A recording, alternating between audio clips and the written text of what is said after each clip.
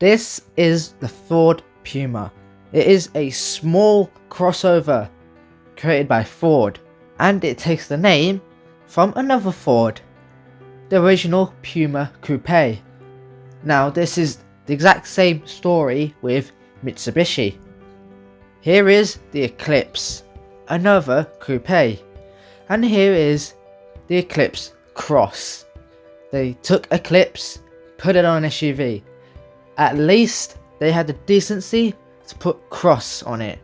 However, that is still not acceptable, personally, okay? It's not a fact. I personally don't like how they put coupe names on SUVs because I'm not a fan of SUVs personally. But we're not here to talk about Mitsubishi and an Eclipse and a Cross. We are here to talk about a sporty car. We are here to talk about the Ford Puma ST, a sporty version of Ford's small crossover. How is this car? Well, let's get into it.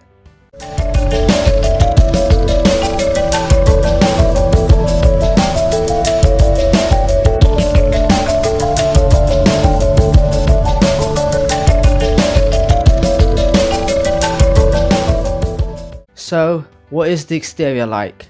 Well, personally, I don't like it. Starting at the front, or in a car review, I read that it kind of looks like a frog. I think that's what they said. But if that is true, then I have to agree, it does look a bit froggish, even ignoring the green. It just doesn't work. The lights are kind of cool, I will admit that. However, it just looks too bulbous. I know you're saying, oh, it's a crossover SUV, it's not a small car. Yes, I get that, but it still doesn't work very well. And the grille, which is inspired by the Ford Focus or Ford Fiesta, a lot of Fords, which was inspired by Aston Martin from when they owned Aston Martin, and they seem to have failed. It's not a very good design. I know you're saying again, oh, it's a big car, it's not going to be exactly the same shape. Yes, I know, but it still looks bad and it still looks like they failed completely. The side profile, there's nothing to be excited about really. Sometimes the front wheel even looks a bit too small. I'm seeing it right now. But otherwise, there's just nothing to be excited about really. The only good thing about the rear is the two exhausts and the rear lights. Otherwise, I can't really say anything good about this car on the outside. The interior?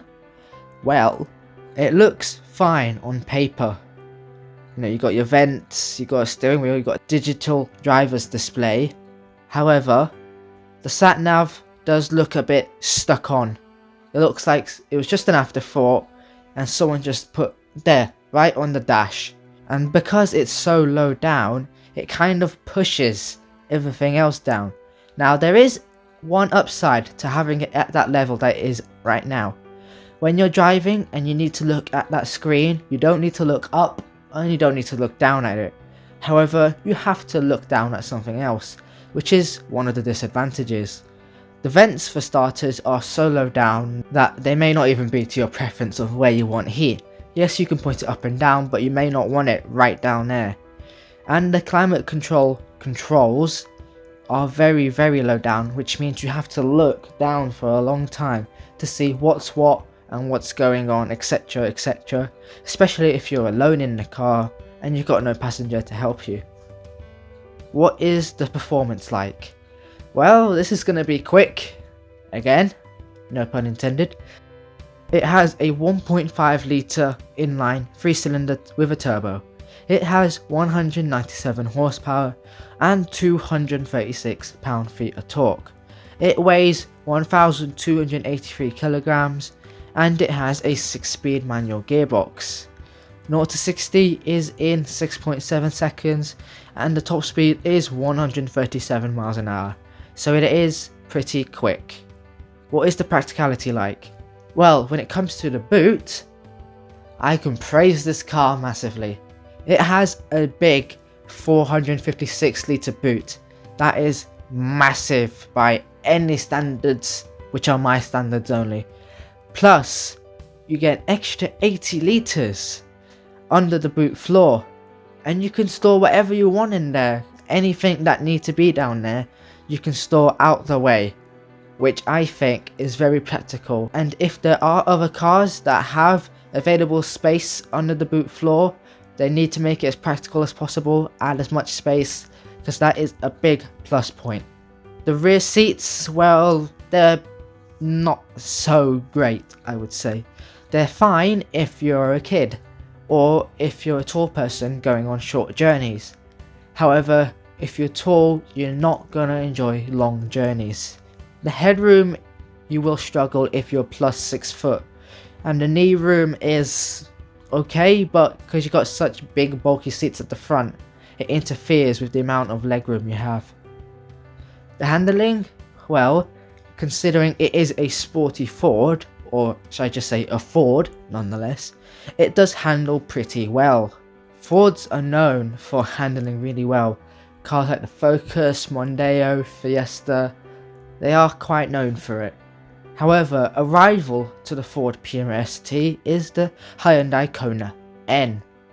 Now, this does have more power, I would admit, but it only has an automatic gearbox, so that means that it's kind of less fun and interactive than the Ford. But also, it does have a bit more grip at the front. However, the Ford is a bit more playful, so you choose, you want more grip or do you want fun? Your choice. Is there anything else worth noting? Well, the car is based on a Ford Fiesta, so that's why it handles so well to begin with.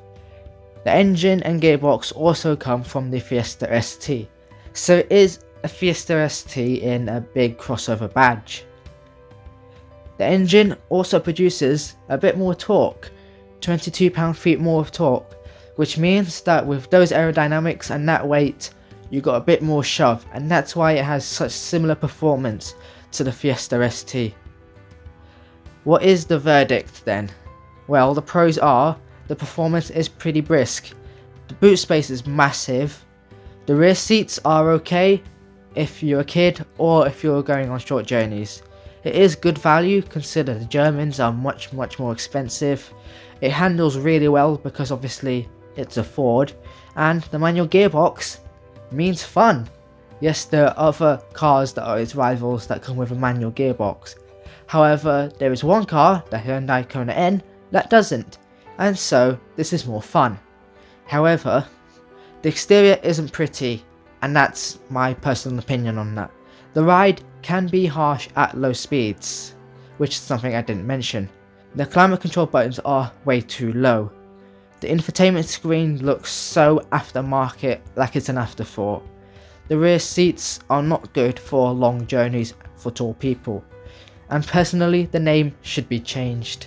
Like I said, I personally don't like coupe names on crossover SUVs. That's my way of going. But anyway, if you enjoyed today's video, make sure to subscribe, like, comment, share. If you'd like to check out my main channel. Oh, bye bye. Or not. Darren, you're stupid. Yeah, we can see. Oh. No, Darren! No, he's not okay. He's a bloody idiot. Link will be in the description below. And I'm going to do this thing where I show you a blurred picture of what car review is coming next week. So here's the first one.